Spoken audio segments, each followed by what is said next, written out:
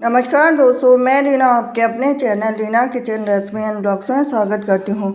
तो कार्तिक माह है, सबसे पवित्र महीना अगर हम 12 महीनों में से मानते हैं तो कार्तिक का महीना पहला ऐसा शुभ दिन है जो कि पूरे महीने भर इसमें काफ़ी महत्व रखते हैं। इसमें हर देवी देवताओं की पूजा की जाती है, भगवान विष्णु से लेकर शिव जी से लेकर लक्ष्मी मैया से लेकर सब तक। तो आज हम जानेंगे सोमवार की व्रत कथा कार्तिक मास की।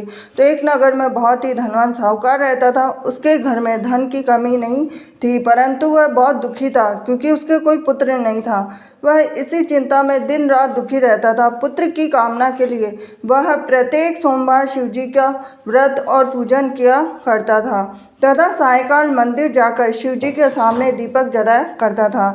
उसके इस भक्ति भाव को देखकर एक समय माता पार्वती ने शिव जी से कहा कि हे नाथ, यह साहूकार आपका अनन्य भक्त है, सदैव आपका व्रत और पूजन बड़ी श्रद्धा से करता है, आपको इसकी मनोकामना पूर्ण करनी चाहिए। शिव जी ने कहा कि हे पार्वती, यह संसार कर्म क्षेत्र है। जैसे किसान खेत में जैसे बीज बोता है वैसे ही फसल काटता है, इसी तरह से मनुष्य संसार में जैसा कर्म करते हैं वैसा ही फल भोगते हैं। माता पार्वती ने अत्यंत आग्रह से कहा कि हे प्रभु, यह आपका अनन्य भक्त है और अगर इसको किसी प्रकार का दुख है तो उसे आपको अवश्य दूर करना चाहिए। आप तो सदैव अपने भक्तों पर दयालु होते हैं और उनके दुखों को दूर करते हैं। यदि आप ऐसा नहीं करेंगे तो मनुष्य आपका पूजन और व्रत क्यों करेंगे।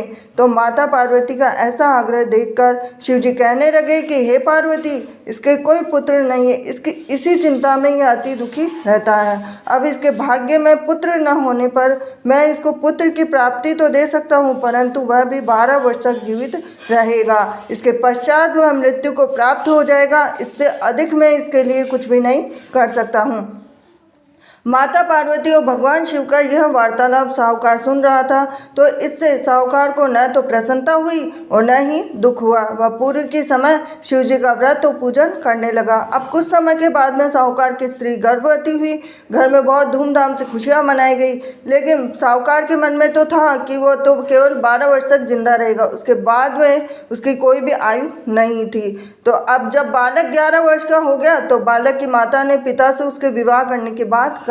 अब साहूकार बोला कि अभी तो इसको पढ़ाई लिखाई के लिए काशी भेजो, फिर उसके बाद में इनका विवाह करेंगे। अब साहूकार ने बालक के मामा को बुलाकर उसको बहुत सारा धन देकर बालक को काशी पढ़ने भेज दिया। अब रास्ते में जावे तो यज्ञ ब्राह्मण को करावे, दक्षिणा देते हुए जावे। तो दोनों मामा भांजे यज्ञ करते हुए गए, ब्राह्मण को भोजन कराते हुए गए। अब रास्ते में एक शहर पड़ा और उस शहर के राजा की कन्या का विवाह हो रहा था, परंतु जो राजकुमार विवाह करने के लिए आया था वो तो खुद ही करना था।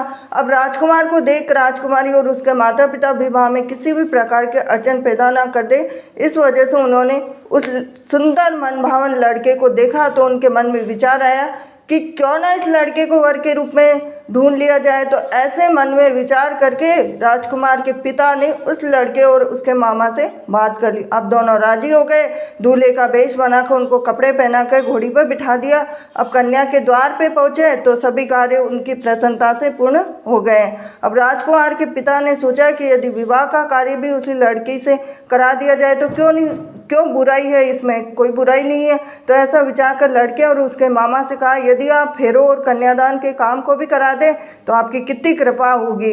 अब सेठ का पुत्र जिस समय जाने लगा तो उसके राजकुमार की चुनरी के पल्ले पर लिख दिया कि तेरा विवाह मेरे साथ हुआ है, परंतु जिस राजकुमार के साथ तुझे भेजेंगे वो तो खुद ही करना है। अब मैं काशी जी पढ़ने जा रहा हूँ। अब सेठ के लड़के के जाने के पश्चात राजकुमारी ने जब अपनी चुनरी पर ऐसा लिखा हुआ पाया तो अंधे राजकुमार के साथ जाने से मना कर दिया।